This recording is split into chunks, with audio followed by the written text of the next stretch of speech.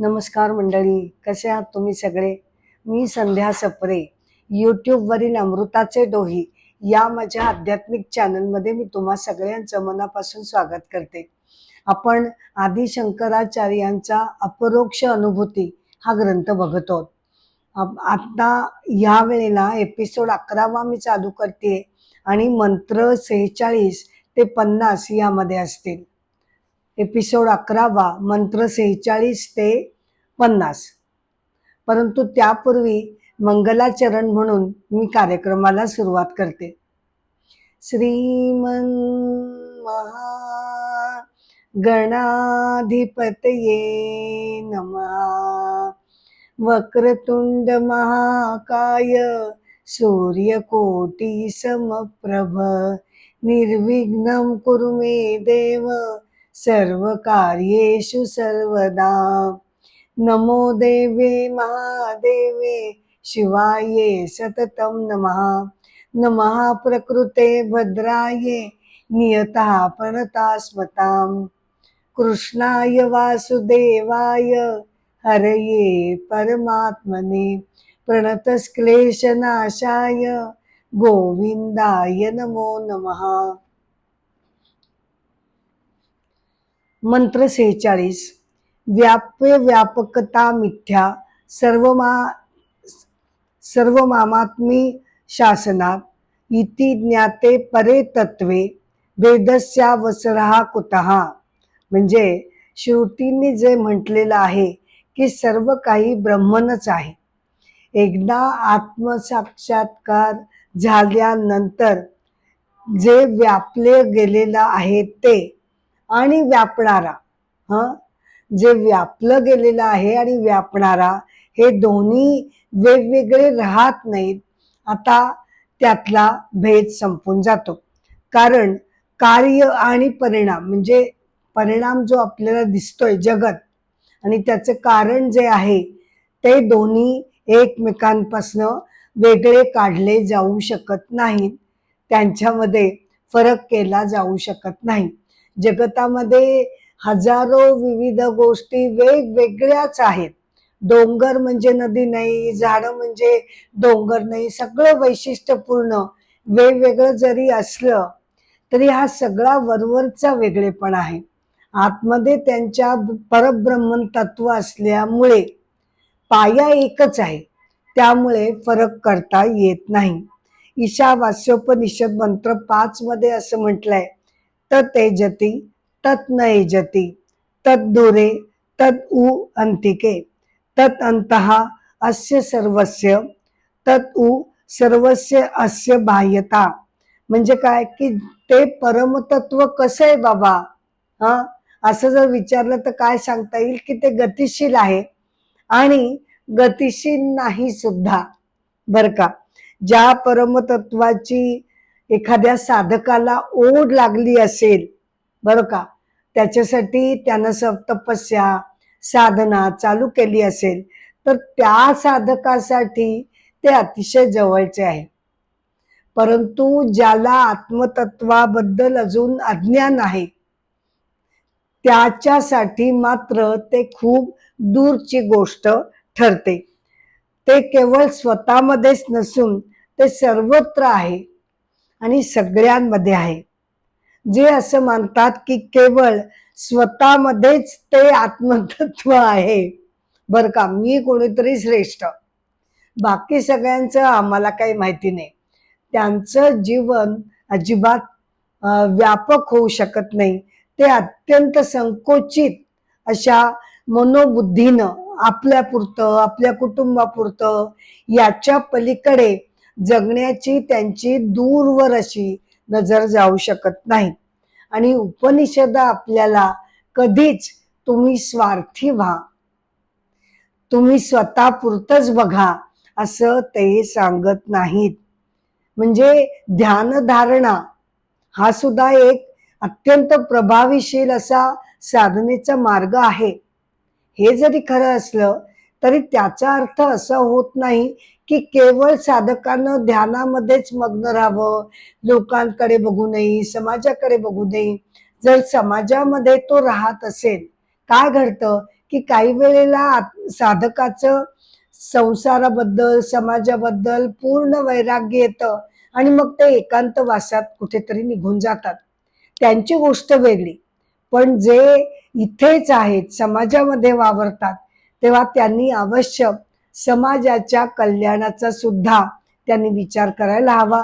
स्वतःची कर्तव्य सुद्धा त्यांनी नीट व्यवस्थित पार पाडायला हवं. एकदा आत्मसाक्षात्कार झाला की दुसरं कोणी आहे ही मुळी संकल्पना उरत नाही. अद्वैत, संपूर्णपणे अद्वैत दृष्टी त्या मनुष्याजवळ येते. त्यामुळे समीकरण काय होतं, सगळ्या ABCD या 4 व्यक्तींच्या अंतर्गत पाया कोणता आहे, आत्मतत्व आत्मतत्व आत्मतत्व आत्मतत्व. तर त्याच्या दृष्टिकोनातून आत्मतत्व बरोबर आत्मतत्व बरोबर आत्मतत्व म्हणजेच वरचं जे शरीर मनाचं पांघरून प्रत्येकावर घातलंय ते A बरोबर B बरोबर C असं एकत्व भाव सगळ्यामध्ये निर्माण होतो. गीता अध्याय 11:38 मध्ये अर्जुनाला जेव्हा भगवंतांनी विश्वरूप दर्शन दिलं तेव्हा अर्जुन सद्गतीत होऊन म्हणाला, भगवंतांना सद्गतीत होऊन तो म्हणाला, त्वमावि देवाः पुरुषः पुराण त्वमस्य विश्वस्य परम निधानम वेत्तासि वेद्यम च परम च धाम त्वया ततम विश्वम अनंत रूपम. म्हणजे परमेश्वरा, तुम्ही तुमचं विश्वरूप दर्शन दाखवलं. तुम्हीच आदिदेव, तुम्हीच पुरातन पुरुष, तुम्हीच या जगताचे परम आधार, तुम्हीच ज्ञाते, तुम्हीच ज्ञेय, तुम्हीच श्रेष्ठ स्थानात, तुम्हीच हे सगळं विश्व विस्तारलेलं आहे. भगवंतांनी अर्जुनाला आधीच्या अध्यायामध्ये म्हणजे 10व्या अध्यायामध्ये अर्जुनाला आपल्या अनेक विभूतींचं वर्णन केलेलं होतच, नाही का. ते म्हणतात सर्व भूतांच्या अंतरी असणारा आत्मा मीच आहे, सर्वांचा आदी मध्य अंत सुद्धा मीच आहे, माझ्या विभूतींना अंत नाही. महर्षींमध्ये भृगु मी, वाणीमध्ये ओंकार मी, यज्ञामध्ये जप यज्ञ मी, अशी अनेक उदाहरणं भगवंतांनी अर्जुनाला दिली. आणि मग ते म्हणाले, अरे बाबा, पण एवढ्या सगळ्या गोष्टी, प्रत्येक गोष्ट तुला उलगडून दाखवून तरी शेवटी काय फायदा आहे, कारण हे फक्त एकाच अंशानं मी हे विश्व व्यापलेलं आहे, याच्या अतीत सुद्धा, त्याच्या पलीकडे सुद्धा मी आणि मीच आहे, मीच ही हजारो लाखो ब्रह्मांड व्यापलेली आहेत.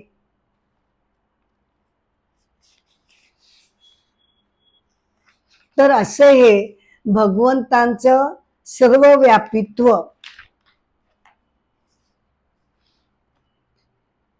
मंत्र 47. श्रुत्या निवारितम नूनम नानात्वम स्वमुखेन हि कथम भासो भवेदेन्यः स्थिते चाद्य कारणे. म्हणजे काय की ब्रह्मने एकमेव सत्य असून त्यामध्ये विविधता नाही. ब्रह्मंचं अद्वैतत्व सिद्ध झाल्यामुळे जे जगत जे आहे ते सुद्धा त्याच्यापासून वेगळं कसं काय ठरेल. पण हे जे त्याचं एकत्व आहे ना, की बाबा हजारो गोष्टी दिसतात खऱ्या, वेगवेगळ्या आहेत खऱ्या, पण तरी सुद्धा त्याच्यातलं एकत्व पाहणं, त्याच्यातलं एकच आत्मतत्व बघणं, हे केवळ ज्ञानी साधकालाच शक्य होतं. नाहीतर मग आपल्या बाबतीत काय होतं की आपल्याला तत्वज्ञान दृष्ट्या हे पटतं, परंतु व्यावहारिक जगतामध्ये वावरताना याचा आपल्याला विसर पडतो आणि व्यक्ती प्रत्येक गोष्टीत वेगळेपणा मग आपला चालू होतो. तो तसा आहे, हा असा वागतो, नाही ह्याच्याशी काही माझं चांगलं नाही, अशी विविधता. आपली नजर केवळ शरीर आणि मनावर, त्या व्यक्तीवर खेळलेली असते. त्यातलं आतलं जे आत्मतत्व आहे ते आपण लक्षात सहसा घेत नाही. आता ब्रह्मन हे जर एकमेव सत्य आहे तर ते जगताचं कारण कसं काय होऊ शकेल, नाही का? कारण जगत जर झालं तर ते वेगळं, ब्रह्मन वेगळं, म्हणजे मग अद्वैत कुठे राहिलो? दोन गोष्टी झाल्या की, ब्रह्मन एकीकडे आणि एकीकडे त्यांनी निर्माण केलेलं जगत. हा, मग हे द्वैत झालं, हे अद्वैत होत नाही. म्हणून मग त्यासाठी असं म्हणावं लागतं की विवर्तवादाने ते सिद्ध होतं. म्हणजे काय, जगत दिसतंय खरं, पण ती सत्यता त्याची कशी आहे दिसतंय आम्हाला. आम्ही वावरतोय, सगळी इंटरॅक्शन करतो, आमचा सगळा जन्मच मुळी त्या जगतामध्येच जातो. हे जर खरं आहे, ढळढळीतपणे आम्हाला दिसतंय की हे जगत आहे, माणसं आहेत, हजारो गोष्टी आहेत, तर मग ते नाही कसं? तर आहे ना, त्याची सत्यता आहे, कोणीच नाकारत नाही. पण ती कशी आहे? ती भासणारी सत्यता आहे. का भासणारी सत्यता म्हणायचं त्याला? कारण जगताला स्वतःच सत्यत्व नाही. माझी गोष्ट घ्या, हजारो गोष्टींची गोष्ट घ्या, माझं जे अस्तित्व आहे ते माझं स्वतःच नाही. नाहीतर मी सुद्धा अगदी चिरंतन राहिले असते की हो, पण नाही ना तसं घडत. अगदी चंद्र सूर्य घ्या, भले लाखो वर्षांनी का होईना, पण प्रत्येक गोष्टीला इथे अंत आहे. या दृष्टीनं ती भासणारी सत्यता आहे, स्वतःच नाही. ते विनाशी आहे, बदलणार आहे, अशा हजार गोष्टी जगताच्या मागे लागलेल्या आहेत. त्यामुळे त्याला परमसत्य म्हणता येत नाही, ते भासणारं सत्य आहे, एवढं मात्र आपण नक्कीच म्हणू शकतो.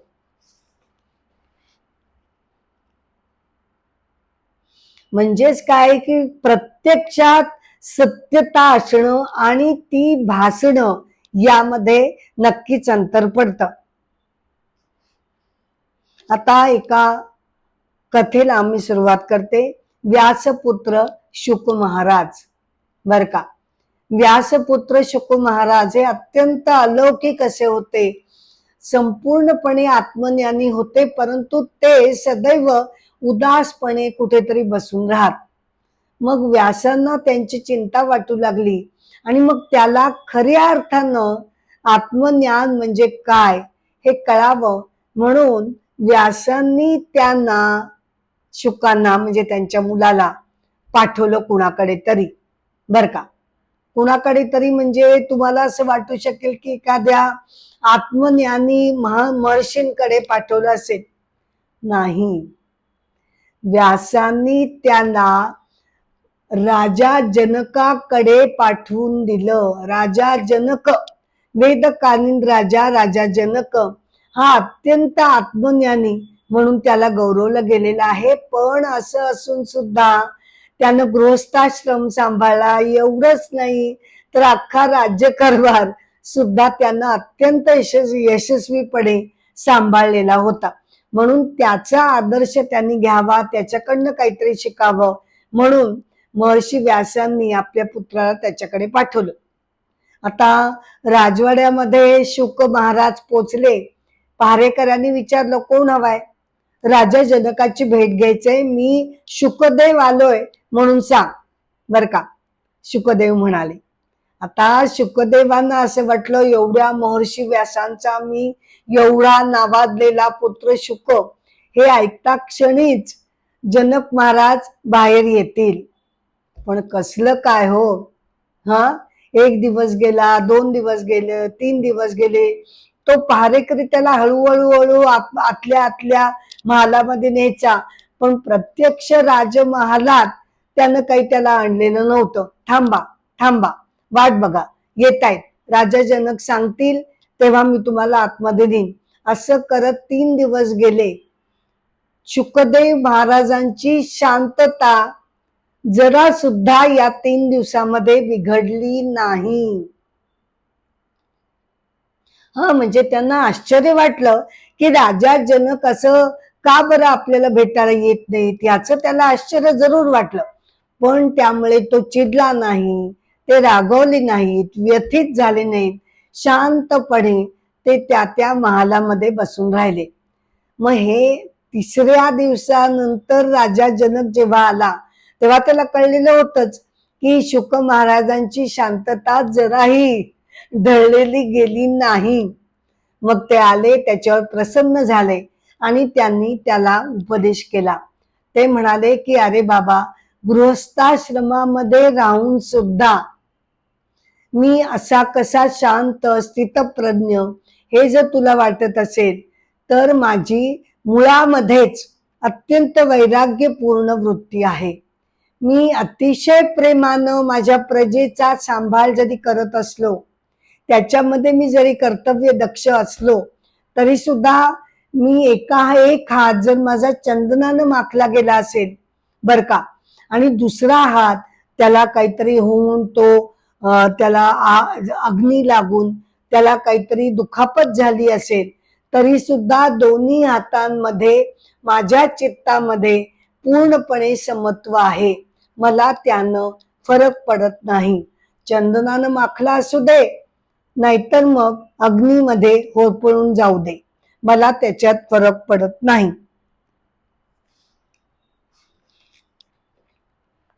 छांदोग्य उपनिषदामध्ये सुद्धा हाच मंत्र आलेला आहे अशा अर्थाचा, की ते म्हणतात की जो सर्वांमध्ये ईश्वर बघतो बर का, जो सगळ्यांमध्ये ईश्वर बघतो, सगळ्यांशी प्रेमाने वागतो, त्याचं स्वतःचं आचरण ज्याचं शुद्ध आहे, पापचरण तो करत नाही, सात्विक वृत्तीचा आहे, असा जर तो असेल तर या संसारामध्ये राहून संसार करत असताना सुद्धा तो आत्मज्ञानी होऊ शकतो आणि परमेश्वराची प्राप्ती तो निश्चितपणे करून घेऊ शकतो.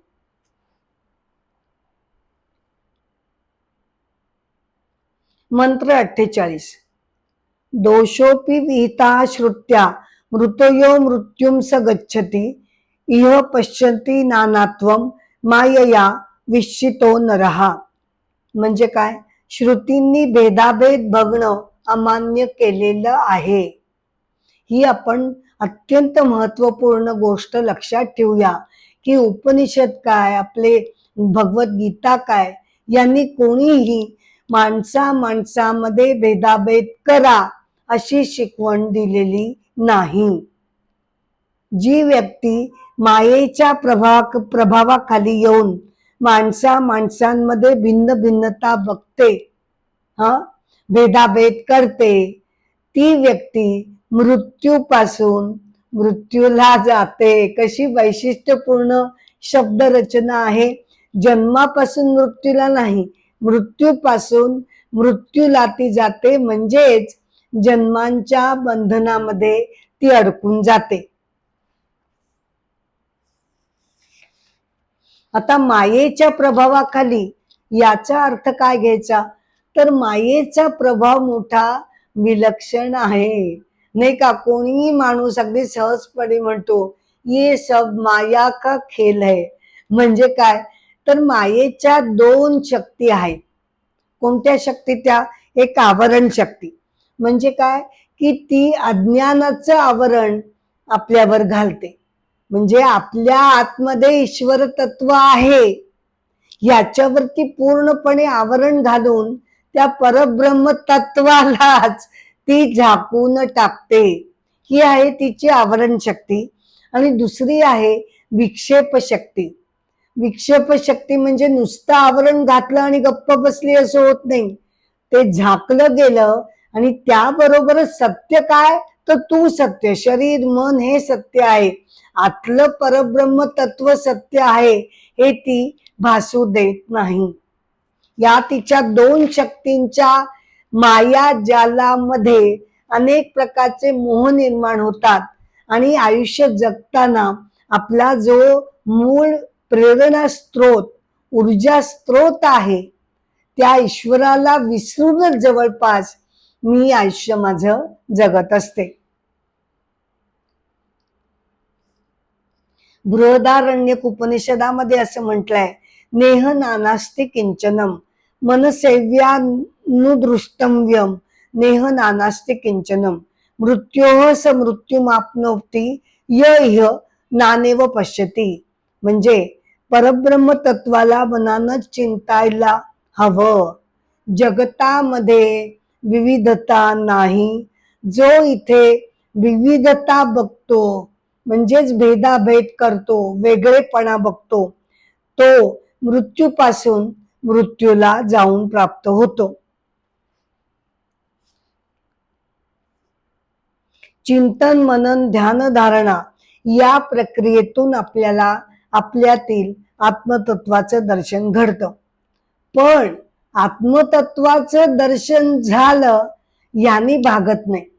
ते आपल्या प्रत्यक्ष वागणुकीत जर उतरत नसेल तर मग त्याचा काय लाभ? मी एकीकडे म्हणायचो मला बाबा ईश्वराचा साक्षात्कार झालेला आहे बर का, वा वा वा वा, लोक मग लगेच माना डोलवतील, आदरानं बघतील. पण दुसऱ्या क्षणी मी जर अशी कुणाशी व्यवस्थित वागत नसेन, हिरीस पिरीस करत असेन, माझी उद्धटपणानं काहीतरी लोकांशी बोलत असेन, तर मग त्या आत्मसाक्षात्काराचं प्रतिबिंब माझ्यामध्ये थोडंच पडलंय. माझं वागणं तर वेगळं आहे आणि म्हणताना म्हणते की मला आत्मतत्व कळलंय, असं करून चालत नाही. हा, आता व्यावहारिक भेदाभेद हे चालू राहणारच. म्हणजे मी एखाद्या ठिकाणी जेव्हा नोकरी करते तेव्हा माझा जो बॉस आहे त्याचं मला म्हणणं ऐकावंच लागतं ना, नाही का?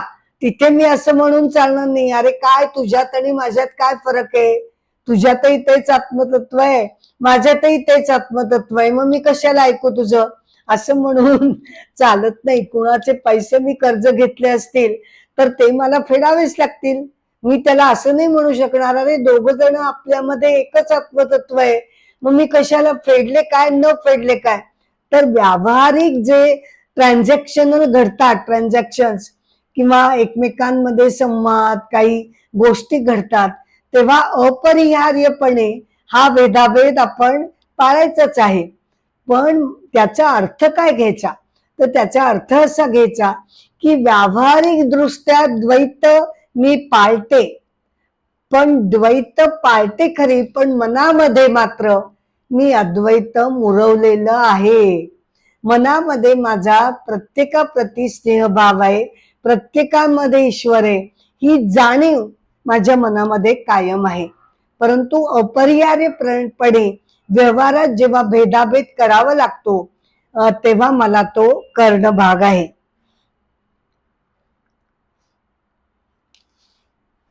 भगवद्गीता अध्याय 10 श्लोक 20 मध्ये भगवान हा अभेद जो आहे तो आपल्याला स्पष्ट करून टाकतात.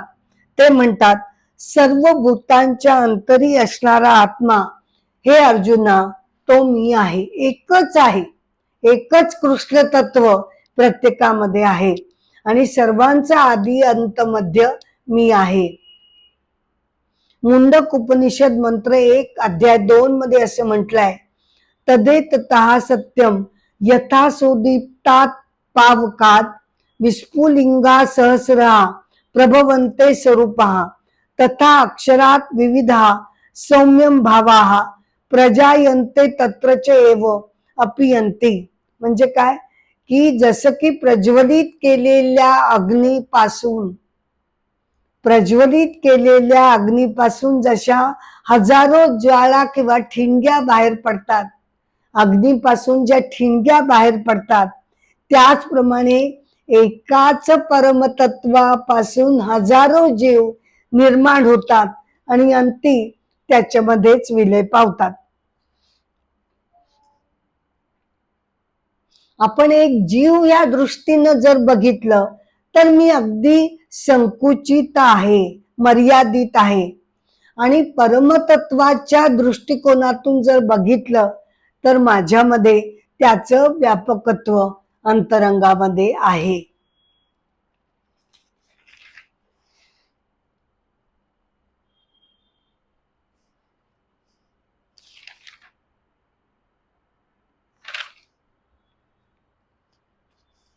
मंत्र 49. ब्रह्मणः सर्वभूतानि जायन्ते परमात्मन तस्मादेतानि ब्रह्मेव भवन्तीत्यवधारयेत. म्हणजे काय, सर्व जीव हे परमतत्वापासूनच निर्माण झालेले आहेत आणि त्यामुळे ते परब्रह्माशी एकरूप आहेत. गीता अध्याय 7व्या मध्ये भगवान असे म्हणतात की पृथ्वी, पाणी, अग्नी, वायू, आकाश ही पंच सूक्ष्म भूत आणि मन, बुद्धी, अहंकार मिळून 8 प्रकारे माझी ही प्रकृती विभागलेली आहे. 8 घटक आहेत. ही आहे अपरा प्रकृती.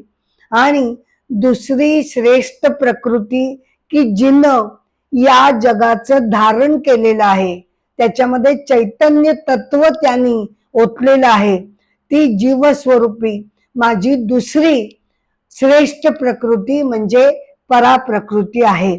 आणि यापासूनच सगळ्या जगताची निर्मिती होते. प्रश्नोपनिषदामध्ये कबंदीनं गुरूंना प्रश्न विचारला की हे जगत आणि प्राणी कसे निर्माण झाले. बर का, प्रश्नोपनिषदामध्ये 6 शिष्यांनी पिप्पलाद ऋषींना एक एक असा प्रश्न विचारलेला आहे. तेव्हा पिप्पलाद ऋषी म्हणाले की प्रजापती म्हणजे ब्रह्मदेव. आता ब्रह्मदेव कुणाला म्हणायचं, तर ब्रह्मदेव म्हणजे जे निर्गुण परमतत्व आहे. बर का, जे निर्गुण परमतत्व आहे, जगाचं अधिष्ठान आहे, त्याच्यामध्ये जेव्हा मायेचा संयोग होतो, निर्गुण परमतत्व अधिक माया म्हणजे ब्रह्मदेव. ब्रह्मदेवानं सृष्टी निर्मितीसाठी ऊर्जा आणि पंचमहाभूते निर्माण केली आणि दोघांच्या संयोगातून हे जगत निर्माण झालं. प्रकृती किंवा शक्ती किंवा माया म्हणजे हा निसर्ग. परंतु एकटी प्रकृती काही करू शकत नाही, एकटा परब्रह्मन सुद्धा काही करू शकत नाही. दोघांच्या संयोगामुळे हे जगत निर्माण होतं. ब्रह्मदेव पूर्ण ब्रह्मांडाचा निर्माता आहे, म्हणजेच तो आपल्या व्यक्तींचा सुद्धा तो निर्माता आहे. प्रत्येक जीव त्याच्या त्याच्या पूर्वसंचिताप्रमाणे पुन्हा पुन्हा जन्म घेत असतो.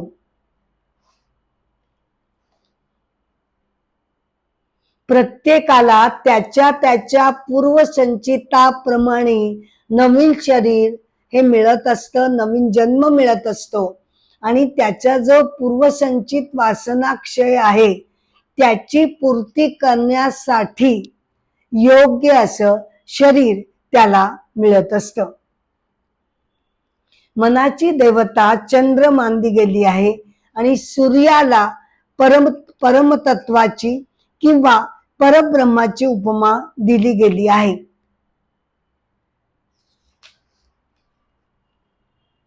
आता वळूया एका कथेकडे. विष्णुपंत जोग, जन्म 1867, मृत्यू 1920. वारकरी संप्रदायाचे कार्य पुढे नेण्यात त्यांचा सिंहाचा वाटा आहे. संत नामदेवांनी वारकऱ्यांच्या फड नावाच्या यंत्रणेला त्यांनी संस्थात्मक रूप दिलं आणि वारकरी संप्रदायाची संरचना संत नामदेवांनी केली. पुढे दिंडी हे त्याचं सगळ्यात लहान छोटसे युनिट मानलं गेलं. फडाफडांमध्ये पण हळूहळू दुरावा पडायला लागला. त्यांच्यामध्ये एकोपा साधण्याचं काम विष्णुपंत जोगांनी अत्यंत प्रभावीपणे जाऊन केलं. त्यांनी आळंदीला जाऊन ज्ञानेश्वर महाराजांच्या समाधीवर माळ ठेवून ती आपल्या गळ्यात घातली आणि मी वारकरी झालो आहे असं त्यांनी घोषित केलं. ते वारकरी संप्रदायाचे प्रवर्तक मानले जातात. ज्ञानेश्वरी, नाथ भागवत, तुकारामांची गाथा याची पारायणे ते करत असत आणि नित्य नियमानं ते वारी करत असत. कीर्तन प्रवचनाच्या माध्यमातून ते अख्खा महाराष्ट्र त्यांनी यात्रा केली, हिंडले. लोकांचं प्रबोधन त्यांनी त्याद्वारे केलं. संत श्रेष्ठ तुकाराम महाराजांच्या अभंगांचा अर्थ लावून सार्थ गाथा तयार करण्याचं काम विष्णुपंत जोगांनी केलेलं आहे.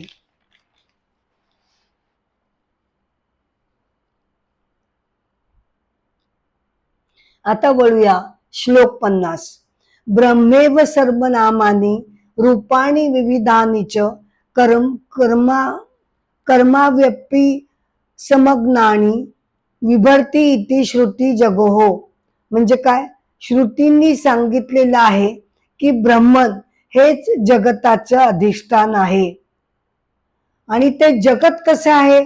ते जगत नामरूपांनी विविधतेनं नटलेलं आहे. परंतु ही विविधता आहे त्याच्या खालची ही एकता लक्षात घेणं महत्वाचं आहे.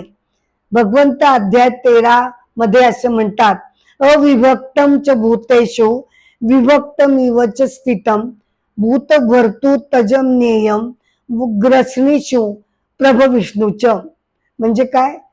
परमतत्व हे खरं बघितलं म्हणजे तत्वतः बघितलं तर ते अखंड आहे. ते अखंड आहे, अविभक्त आहे, अभंग आहे. परंतु नाना प्रकारच्या नामरूपांनी डोंगर, दर्या, नाले, तलाव, ही व्यक्ती, ती व्यक्ती, अशा हजारो गोष्टींचं पांघरून त्याच्यावर घातलं असल्यामुळे प्रत्येक गोष्ट ही आपल्याला वेगळी वेगळी वाटते आणि त्यातलं आत्मतत्व हे विभागलं गेलेलं आहे असं आपल्याला वाटत असतं. परंतु तेच सर्व भूतांना धारण करणारं तत्व आहे. अविभक्तम विभक्तेषु याचा अर्थ काय? तर नानात्वाच्या ठिकाणी एकत्व बघणं. ऐतरेय उपनिषदामध्ये असं म्हटलंय की सर्वप्रथम ते केवळ परमतत्वच होतं. बर का? केवळ केवळ केवळ ते निर्गुण परमतत्वच होतं. जसं की दागिने घडण्यापूर्वी केवळ सोनं हेच एकमेव तत्व होतं. त्यामुळे या जगताचं उपादान कारण दुसरं काहीच नव्हतं ना.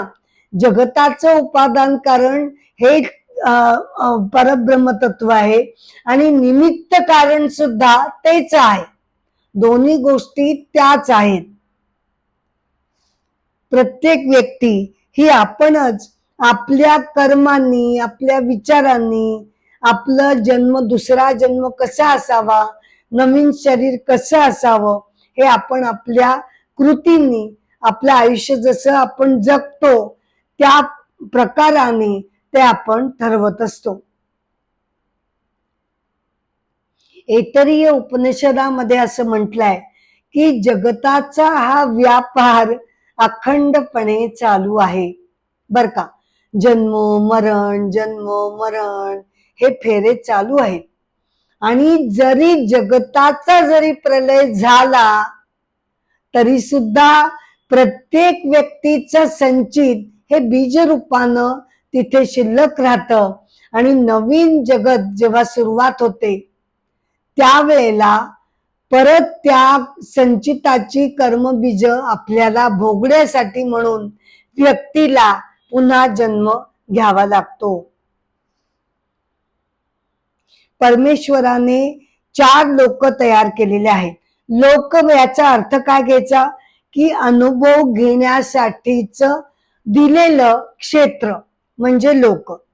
कोणते केले 4? अंभ म्हणजे वातावरणाच्या वर असलेला थर, मरीची म्हणजे काय? किरण, मराह म्हणजे पृथ्वी आणि अपाह म्हणजे पाताळ लोक.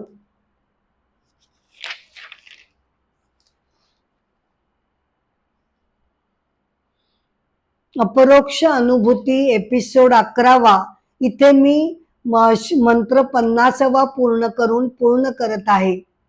परंतु त्यापूर्वी तुम्हाला सगळ्यांना मनापासून विनंती करते की YouTube वरील अमृताचे डोही या माझ्या आध्यात्मिक चॅनलला कृपया शेअर करावं, लाईक करावं आणि सबस्क्राईब करावं ही तुम्हाला विनंती आहे.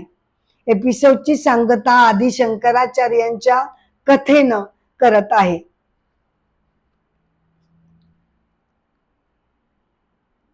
शंकराचार्यांनी भारत भ्रमंतीला सुरुवात केली तेव्हा त्यांना हे जाणवून गेलं की निव्वळ ही जी भक्ती मार्ग किंवा भक्ती किंवा कर्मकांड जे चालू आहे ते केवळ वरवरच्या थरावर लोकांचं चालू आहे. आतमध्ये खोलावर जाऊन गंभीरपणे त्याचा अर्थ कोणी लक्षात घेत नाही. म्हणजे कुणाचं उपास्य दैवत भगवान शिवशंकर असतील, कुणाचे भगवान श्रीकृष्ण असतील, तर त्या प्रतीकांवरून माझं दैवत श्रेष्ठ की तुझं दैवत श्रेष्ठ असा विनाकारण वाद चालू आहे. आणि त्यामुळे आदि शंकराचार्यांनी लोकांच्या मनावर हे बिंबवण्याचा प्रयत्न केला की बाबांनो, तुमचं उपास्य दैवत कोणतंही असू दे, त्यानं फरक पडत नाही. ज्यांनी त्यांनी आपापल्या श्रद्धेप्रमाणे आवडीप्रमाणे जरूर वेगवेगळं उपास्य दैवत निवडावं, परंतु परमेश्वर मात्र एकच आहे हे सगळ्यांनी लक्षात ठेवणं अत्यंत महत्वाचं आहे. आणि त्यासाठी त्यांनी पंचायतन पूजा पद्धतीला सुरुवात केली. पंचायतन म्हणजे 5 देवांची तुम्ही तुमच्या घरच्या देवाच्या गाभाऱ्यामध्ये त्याची पूजा करावी. काय कोणते 5 दैवत? शिव, विष्णू, गणपती, नंतर आपापली देवता आणि सूर्य, अशी पद्धत त्यांनी सुरू केली. बघता बघता लोकांनी पंचायतन पूजा स्वीकारली आणि लोकांमध्ये एकोपा निर्माण व्हायला सुरुवात झाली. गीता अध्याय 9 मध्ये भगवंत असं म्हणतातच की कोणत्याही देवतेचं जरी भक्तानं पूजन केलं, कोणत्याही देवतेचं भक्तानं जरी पूजन केलं तरी ते पर्यायानं मलाच येऊन मिळतं हे विसरून चालणार नाही. कारण ही प्रतीक आहे. सगुणात्मक मूर्ती रूपामध्ये आपण ती प्रतीक निवडलेली आहेत. मूळचा परमेश्वर एकच तत्व सगळ्यांमध्ये आहे हे आपण लक्षात ठेवायला हवं.